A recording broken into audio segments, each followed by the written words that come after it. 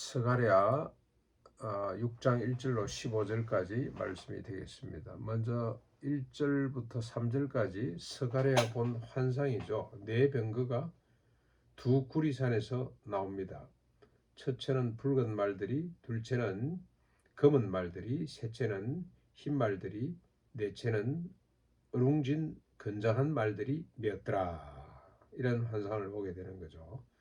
지금 스가랴는 포로에서 귀환돼서 유다로 다시 돌아왔던, 예루살렘에 돌아온 선지자인데, 돌아왔지만 뭐 별한 게 아무것도 없잖아요. 제대로 된 게 아무것도 없고 절망 가운데 있을 때, 그때 하나님께서 이 스가랴를 통해서 희망을, 이스라엘 백성들에게 다시 희망을 일깨우기 위해서 이 말씀이 기록됐다고 보시면 되겠습니다.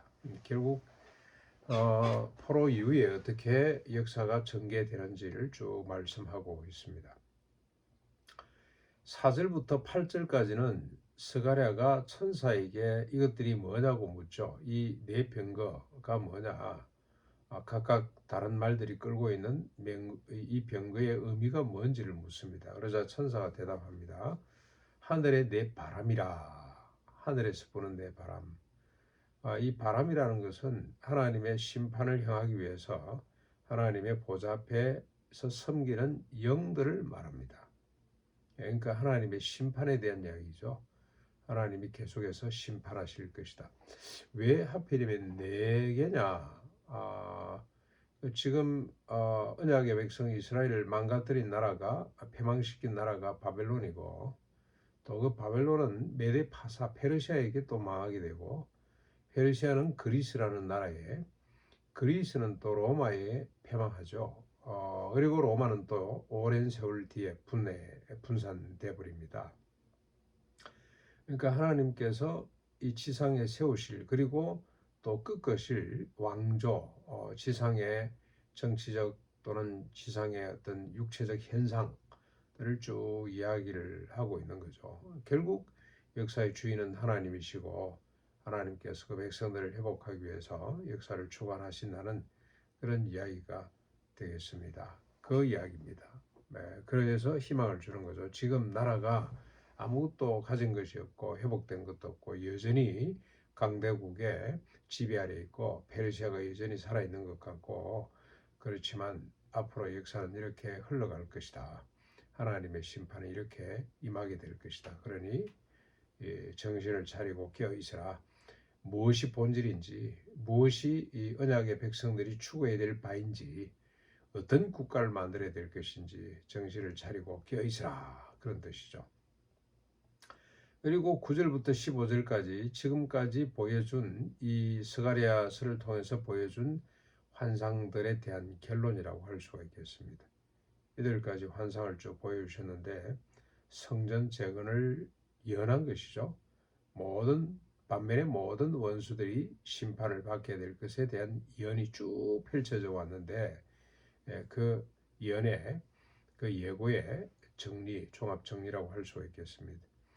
재건과 심판의 순서는 바벨론으로 돌아온 자들이 은과 금을 대제사장 여호수아에게 멸류관을 만들어서 씌우죠.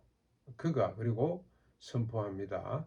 싹이란 이름을 가진 자가 자기 곳에서 돋아나서 여호와의 전을 건축하고 영광도 없고 그 자리에 앉아서 다스릴 것이다. 포로에서 귀환한 하나님의 종들에게서부터 받은 은금으로 멸류관을 만들어 쓴 여호수아가 선언을 하는 겁니다. 싹이라고 지난번 번역에는 순으로 되어 있습니다만, 순이라 이름을 가진 자가 자기 곳에서 돋아나서 여호와의 전을 건축하게 될 것이고 영광도 없고 그 자리에 앉아서 영원히 다스릴 것이다. 그리고 그 싹과 제사장이 서로 평화롭게 주거니 받거니 의논하면서 다스리게 될 것이다. 이 영광을 누릴 수 있는 자는 하나님의 말씀, 이 예언을 듣고 기다리는 자, 믿고 순종하는 자들이다. 이 예언의 말씀을 믿지 않은 자들은 이 영광에 참여할 수 없습니다. 그런데 중요한 것은 여기서 싹입니다. 싹.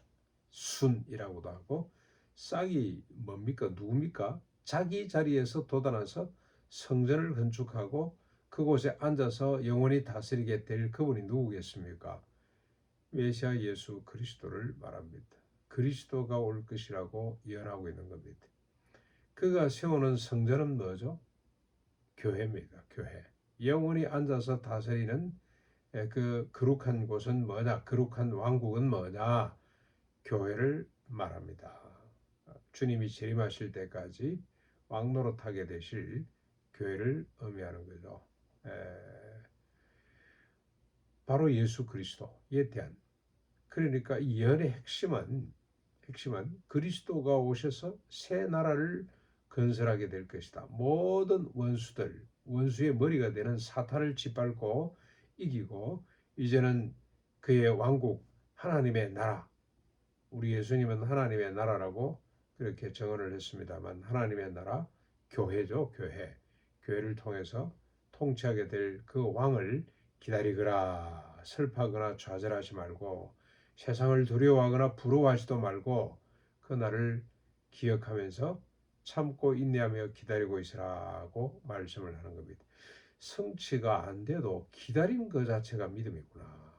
우리가 지금 하나님의 나라를 꿈꾸고 수도원에 와서 봉사하고 있습니다만 아직 보이지 않는 것 같습니다만은, 그러나 중요한 것은 보이는 것을 보는 것이 아니고 보이지 않는 것을 보는 믿음 있잖아요. 그렇죠? 장차 이루어질 것들을 바라고 소망하는 믿음이 이게 참된 믿음이고, 그 믿음 가운데 우리는 모든 것을 인내하고 이길 수가 있는 거죠. 어떤 유혹도 흔들리지 않고 끝까지 자리를 지킬 수 있는 비결이 뭐냐? 언젠가 이루실 하나님의 나라를 바라보는 순수한 믿음이다.